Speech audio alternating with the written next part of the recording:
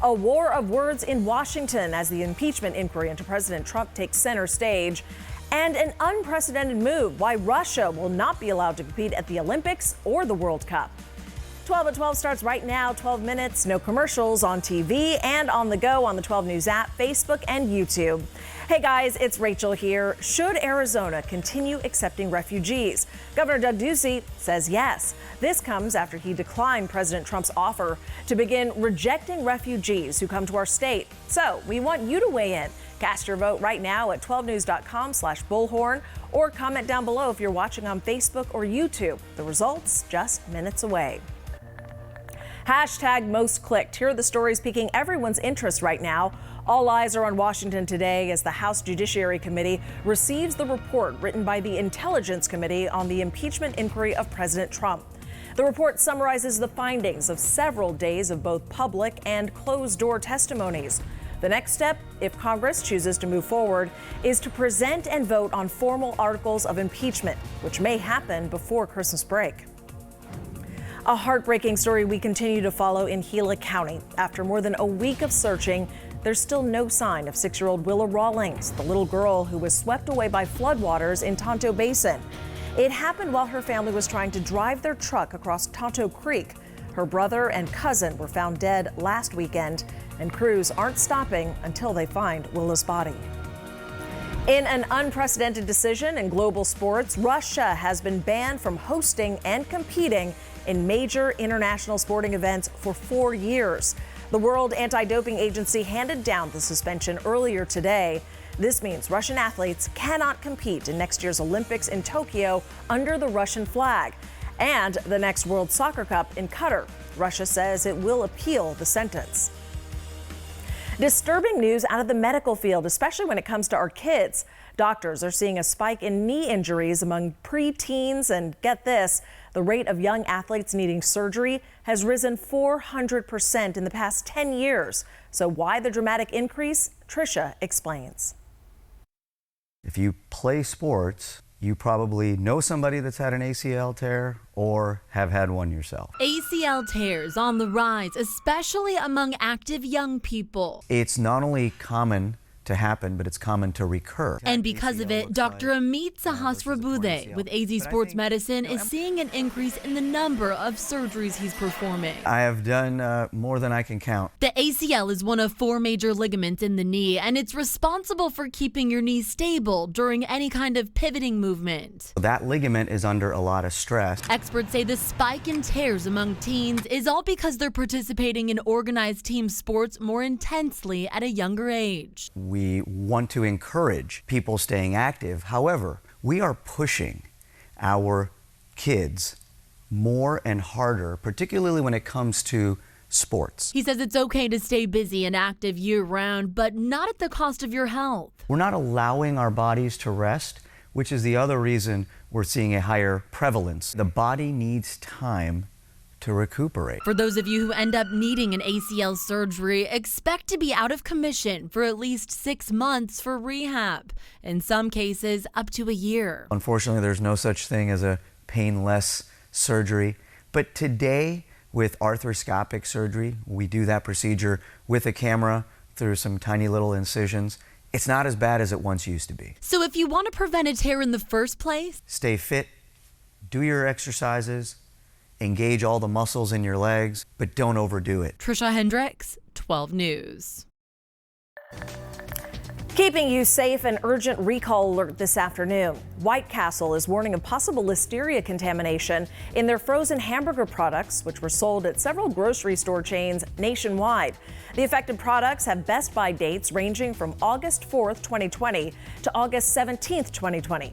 So far, White Castle says no one has gotten sick from the burgers, but they're telling both stores and customers to throw them out immediately. And now let's send things over to Jamie Cagle with the Forecast 411 on some rain chances today and a warmer week ahead. Good afternoon, folks. As we go into the evening hours, we're going to start to lose the cloud cover. That's going to let those temperatures drop across the northern areas into the 20s and 30s for the valley.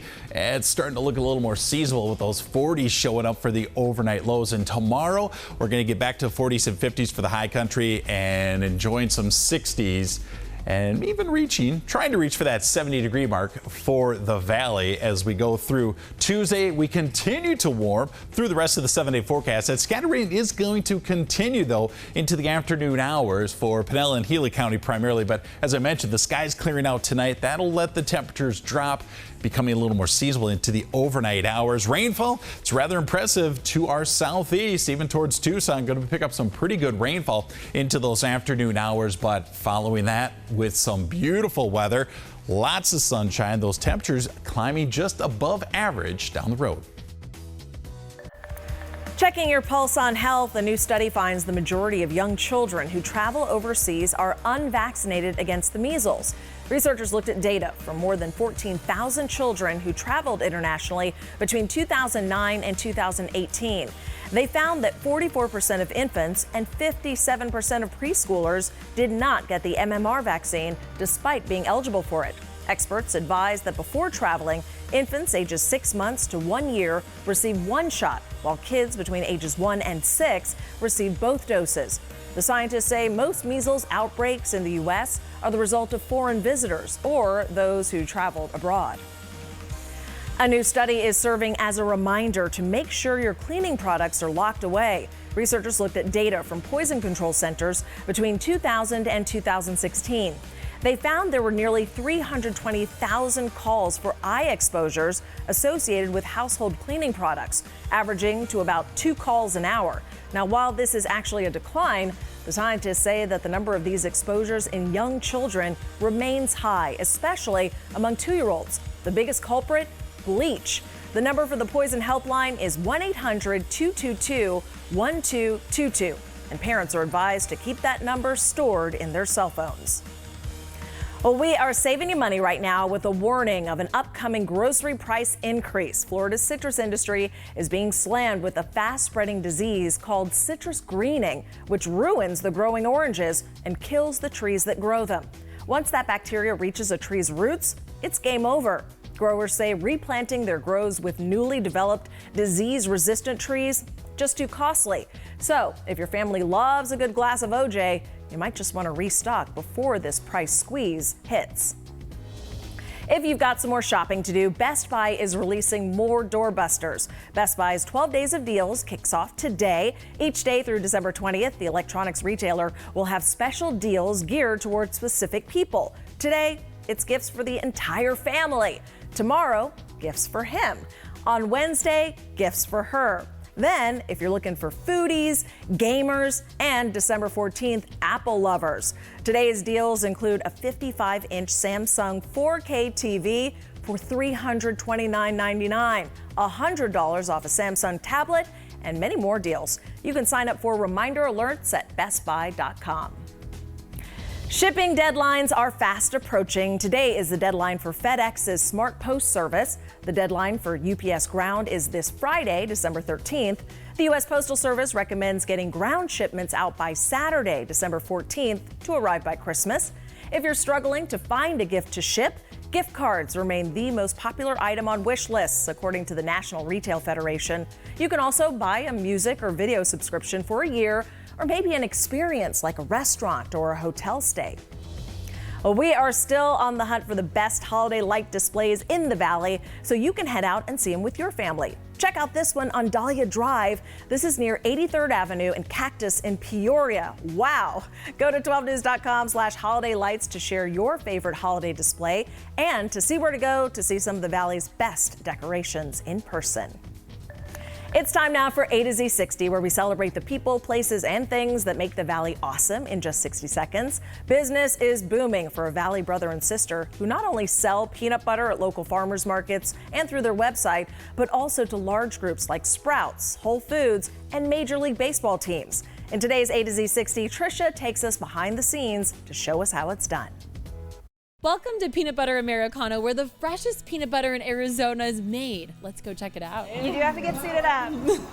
This box is holding 25 pounds of peanuts, and this will go to make about 25 jars. We are mixing our first flavor, which is our classic peanut. This will fill about 75 16-ounce jars. I was working with a relief organization in Uruguay when I got the idea to start this company as a way of giving proceeds back to the work that they're doing in 19 countries. We've funded 22 emergency houses across South America in the last 6 years. We've contributed enough nut butter to make over 20,000 peanut butter and jelly sandwiches here in Phoenix, Arizona, with groups like the Andre House, St. Vincent de Paul, St. Mary's Food Bank. When people buy a jar of our product, they're really contributing back into the community in a really, really positive way. And before they fill the jars, they have to taste test every batch.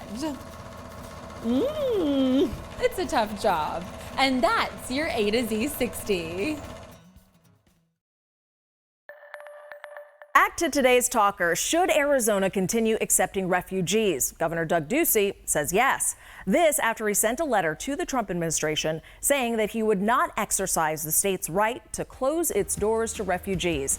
You've been weighing in throughout the day. 54% of you are saying yes, you do believe that Arizona should continue accepting refugees. 46% saying no. Keep on voting on 12news.com/Bullhorn. And those of you watching on Facebook and YouTube, you can always comment down below. Time now for the look ahead, the stories you'll be talking about a little later on today. A young boy on a mission to honor our nation's heroes. See how the Arizona Cardinals treated him to a night he'll never forget. And that's your 12 at 12, the facts on everything you need to know in just 12 minutes, no commercials. We're always on anywhere, anytime on 12news.com, the 12 News app, and on our socials as well. We'll see you again soon.